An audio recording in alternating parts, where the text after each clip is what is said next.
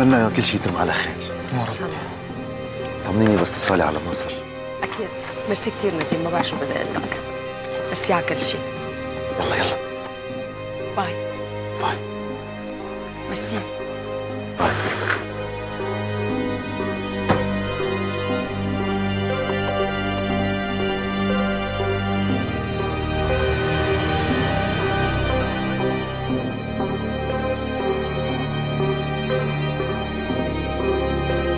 ازيك يا ابو فراس؟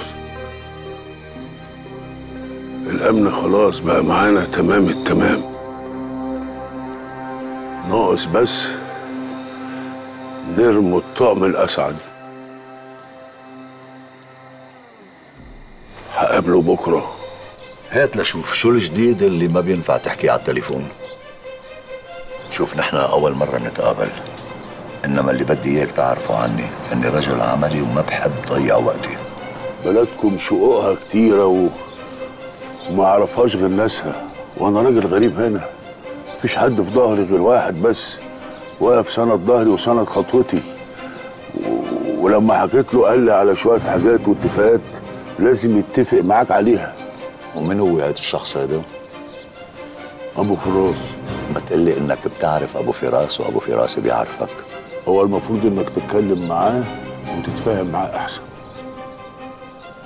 ايه لا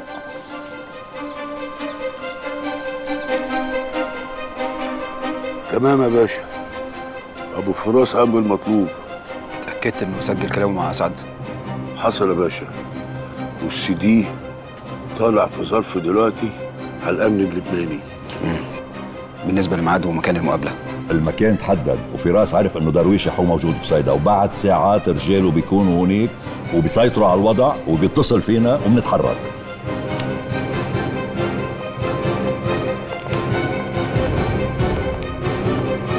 دكتور جاين وين؟ موجود.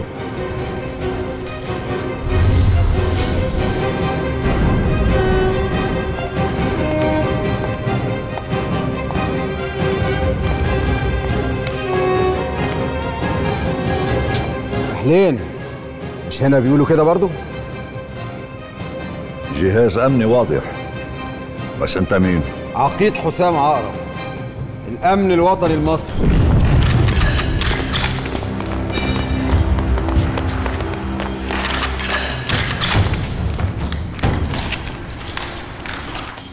عاوزك كده تهدى وتعقل وتقول للرجالة اللي وراك دي تنزل السلاح اللي في إيديها عشان أفهمك إزاي ده حصل.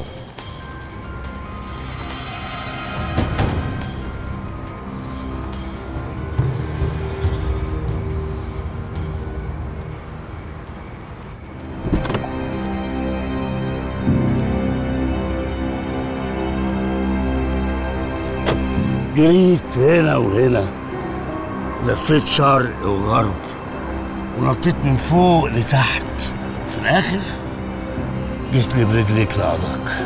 محدش بيهرب من القضا، ويا عالم مين اللي جايب التاني القضاء يا زهير يا ملاح. لسه متشعلق في اسم زهير. القصة من أول للآخر بين فضل وزهير. اوعى تكون متعلق بالورقة اللي مع نعمة. نعمة الورقة دي مش هتلحق تعمل بيها حاجة، لأنك كنت هربان مني، هربت كتير، لكن الليلة دي جيت لآخرك. الليلة دي مش آخر، الليلة دي هتبقى بداية لحساب طويل بقاله أكتر من 25 سنة مفتوح، مش بس على حساب دمي اللي حاولت تهدره مرتين بجبنك وخبثك.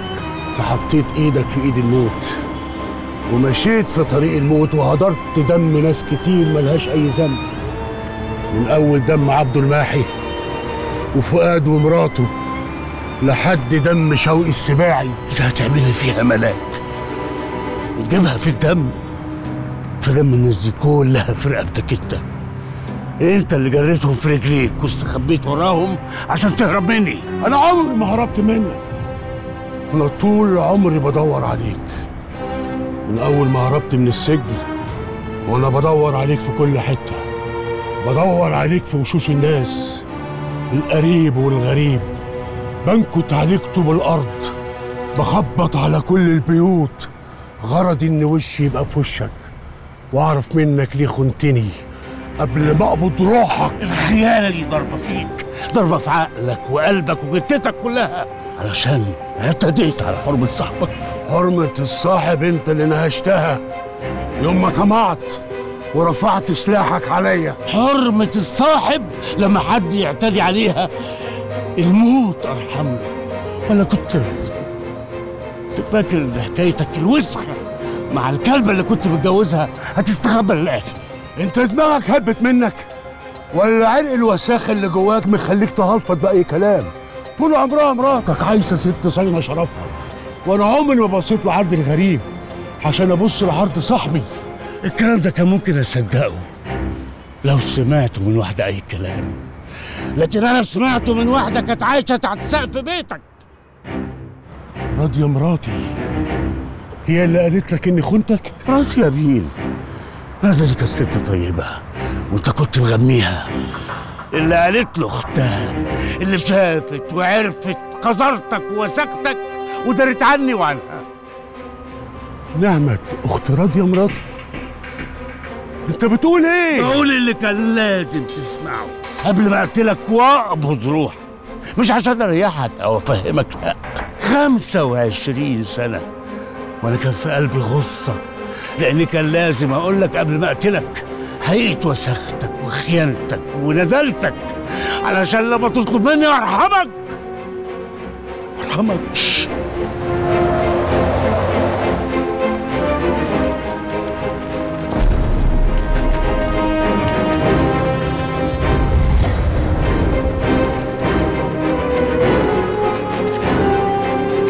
قفل سلاحك يا البيت، الموضوع انتهى خلاص.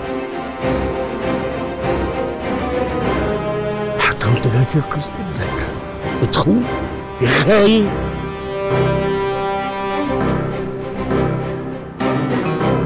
بس تعرف الحكايه ممكن تبقى احلى كتير من غير رصاصه في دماغك.